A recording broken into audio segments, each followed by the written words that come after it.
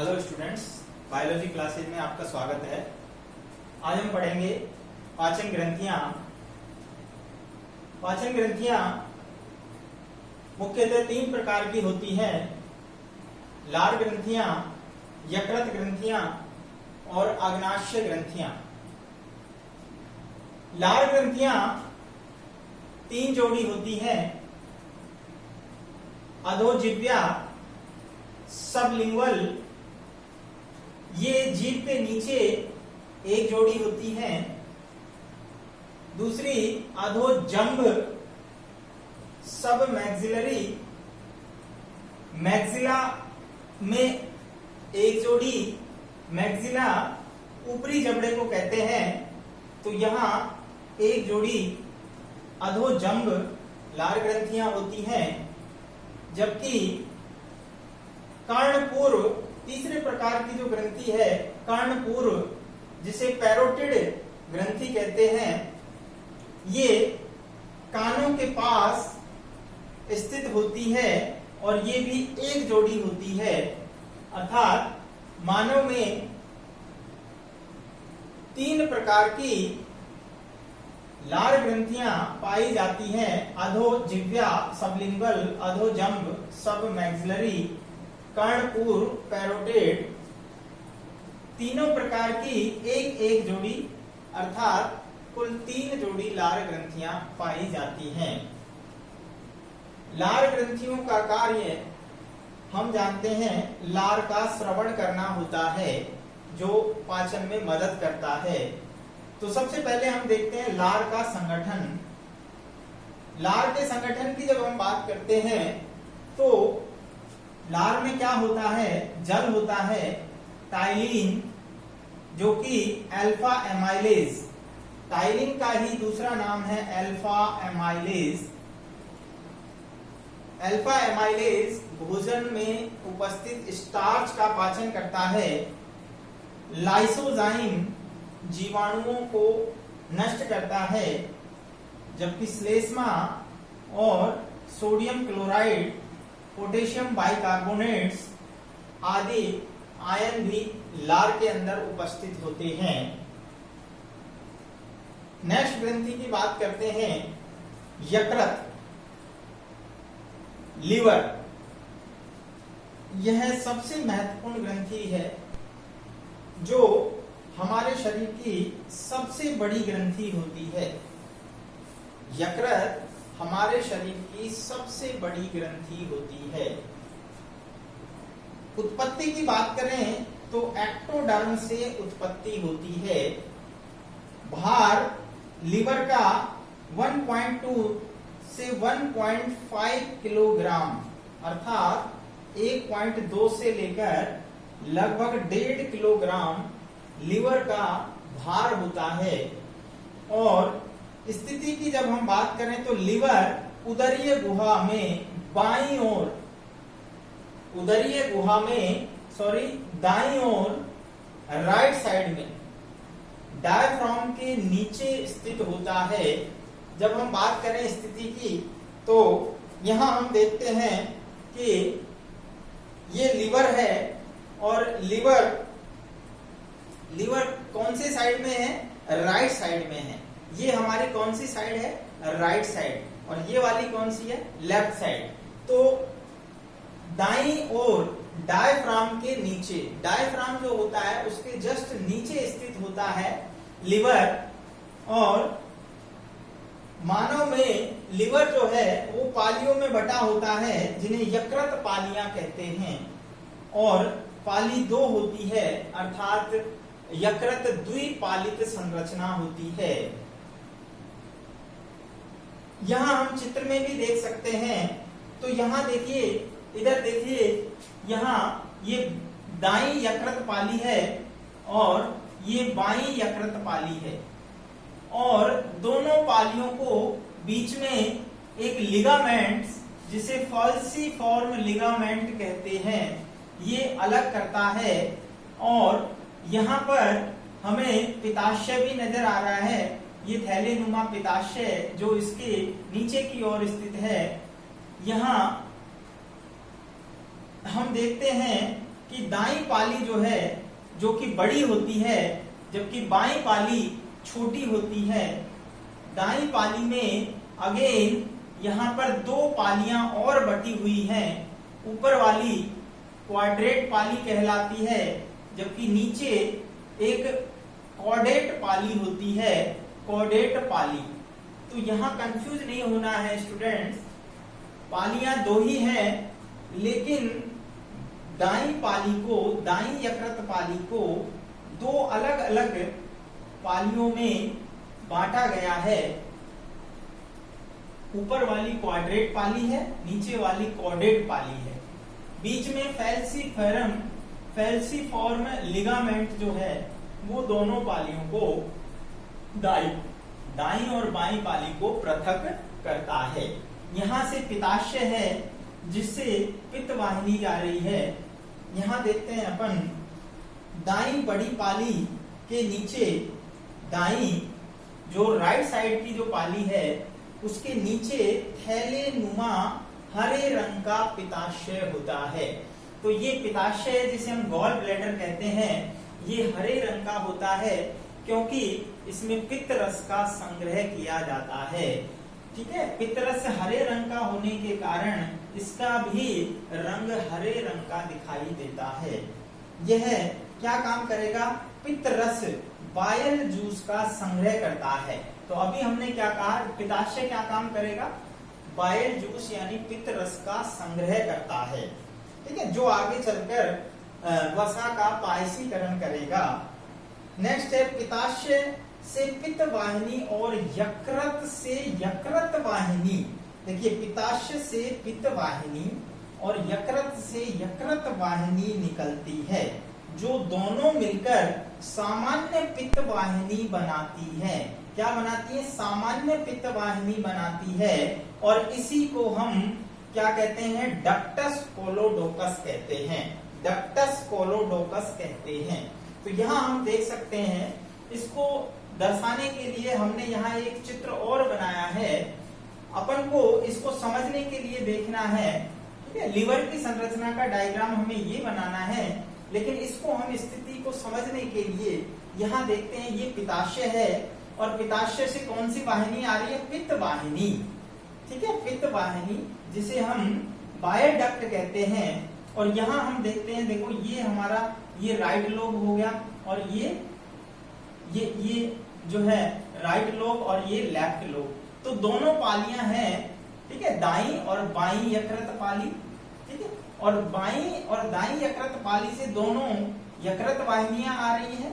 दोनों यकृत वाहिनियां आपस में जुड़ जाती हैं, इसे हम कहते हैं सामान्य यकृत वाहिनी। दोनों यकृत वाहिनियां जुड़कर सामान्य यकृत वाहिनी बना रही है। इधर से पित्त वाहिनी आ रही है, और जब ये दोनों आपस में जुड़ जाती हैं, दोनों आपस में जुड़ जाती हैं, तो इसे हम क्या कहते हैं? इसे हम क्या कहते हैं? सामान्य पित्त वाहिनी। यहाँ क्या, ये क्या कहलाएगी? सामान्य पित्त वाहिनी, सामान्य पित्त वाहिनी। और इसी को ही हम सामान्य पित्त वाहिनियों को ही हम क्या कह रहे हैं? डक्टस कोलोडोकस। तो ये बहुत इंपॉर्टेंट है, यहाँ से नाम पूछा जाता है। जो स्टूडेंट्स नीट का एग्जाम के लिए प्रिपेयर कर रहे हैं तो उनके लिए ये बहुत महत्वपूर्ण है। डक्टस कोलोडोकस,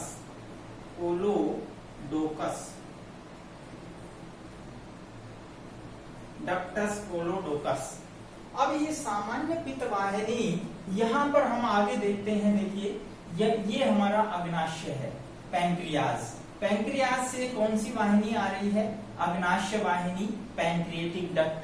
ये अग्नाशय वाहिनी आगे सामान्य पित्त वाहिनी से जुड़ जाती है। ये अग्नाशय वाहिनी सामान्य पित्त वाहिनी यानी डक्टस कोलोडोकस से जुड़ जाती है, और जुड़कर क्या बना रही है? यकृत अग्नाशय वाहिनी, hepatic pancreatic duct, hepatic pancreatic duct. और ये डक्ट आकर कहाँ खुल रही है? ये आकर खुल रही है ओडाइकी अवरोधनी। किसमें? ग्रहणी वाले भाग में, आंत्र के ग्रहणी वाले भाग में ओडाइकी अवरोधनी द्वारा आकर खुलती है। ये बात हमने गृहिणी की संरचना में भी पढ़ी थी। तो यहाँ हम देख सकते हैं कि सामान्य पित्त वाहिनी और अग्नाशय वाहिनी, ये अग्नाशय वाहिनी दोनों, सामान्य पित्त वाहिनी और अग्नाशय वाहिनी मिलकर क्या बना रही है? यकृत अग्नाशय वाहिनी बना रही हैं। और ये आकर कहाँ खुलती हैं? ये गृहिणी में ओडाई की अवरोधनी, किसमें खुल रही है स्टूडेंट्स? ओडाई की अवरोधनी में खुलती है। तो ये नेक्स्ट वेरी इंपॉर्टेंट पॉइंट्स हैं, ध्यान रखने की बात है। तो ये लिवर की स्ट्रक्चर आपको समझ में आ गई होगी। नेक्स्ट इसके बाद हम लेते हैं लिवर की हिस्टोलॉजी।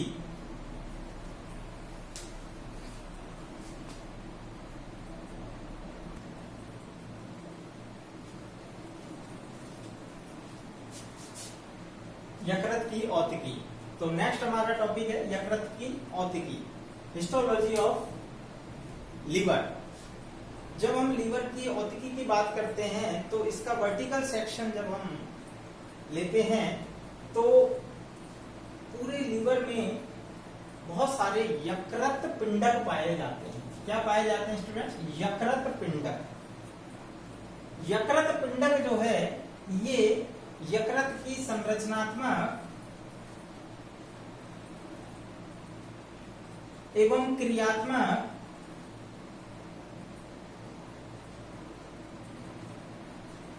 इकाई होते हैं। यकृत पिंडक यकृत की संरचनात्मक एवं क्रियात्मक इकाई होते हैं, अर्थात यकृत की स्ट्रक्चरल और फंक्शनल यूनिट ये यकृत पिंडक होते हैं। तो ऐसे बहुत सारे यकृत पिंडकों से मिलकर यकृत बना होता है। तो हम एक यकृत पिंडक को यहाँ पर चित्र के माध्यम से समझ रहे हैं। तो यहाँ ध्यान देंगे कि यकृत पिंडक जो होता है ये एक यकृत पिंडक हमने लिया है। ऐसे बहुत सारे यकृत पिंडक पूरे यकृत में होते हैं। जब हम इसकी बात करते हैं तो यहाँ देखिए यकृत पिंडक के चारों ओर, ये यकृत पिंडक के चारों ओर तंतु में संयोजी ऊतकों का, ये देखिए तंतु में संयोजी ऊतकों का चारों ओर आवरण होता है। इस आवरण को हमने नाम दिया ग्लंसन संपुट, ग्लंसन कैप्सूल या ग्लंसन संपुट कहते हैं। और इसके अंदर जब हम बात करते हैं तो यहाँ देखिए लड़ियों के अंदर, ये लड़ियां हैं इस तरह से, लड़ियों के अंदर इधर भी देखिए, इधर भी और इधर भी। तो ये लड़ियों के रूप में क्या होती हैं? हिपेटोसाइट्स होती हैं। हिपेटोसाइट्स को ही हम यकृत कोशिकाएं कहते हैं, यकृत कोशिकाएं। और ये यकृत कोशिकाएं मिलकर पूरे इस यकृत पिंडक को बनाती हैं। यकृत कोशिकाओं का कार्य होता है पित्त का श्रवण, पित्त का श्रवण इन यकृत कोशिकाओं से ही होता है। और यहाँ हम देखते हैं बीच में खाली स्थान नजर आ रहे हैं। पूरे यकृत पिंडक में जगह जगह खाली स्थान दिख रहे हैं। इन खाली स्थानों को हम सिराकोटर कहते हैं, सिराकोटर कहते हैं, यानी पात्र कहते हैं, सिरा पात्र। और इन पात्रों में बीच में आप देख रहे हैं कुफ्फर सेल्स, ये विशेष प्रकार की यकृत कोशिकाएं होती हैं जिन्हें हम महाभक्षकाणु कहते हैं। ये फैगोसाइट्स होती हैं जो आरबीसी का विघटन करती हैं, यानी लाल रक्त कणिकाओं का विखंडन करती हैं। तो इन्हें हम कुफ्फर सेल्स, वेरी इंपॉर्टेंट टर्म्स हैं स्टूडेंट्स। कुफ्फर सेल्स के बारे में डायरेक्ट पूछा जाता है, ये कहाँ मिलती हैं? तो कुफ्फर सेल्स कहाँ मिलेंगी?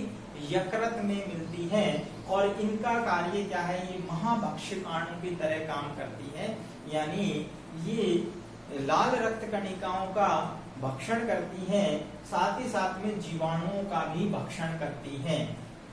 इसके अलावा जब हम बाहर की तरफ कोनों पर हम देखते हैं तो प्रत्येक यकृत पिंडक में बाहर कोनों पर एक निवाहिका त्रिक होता है।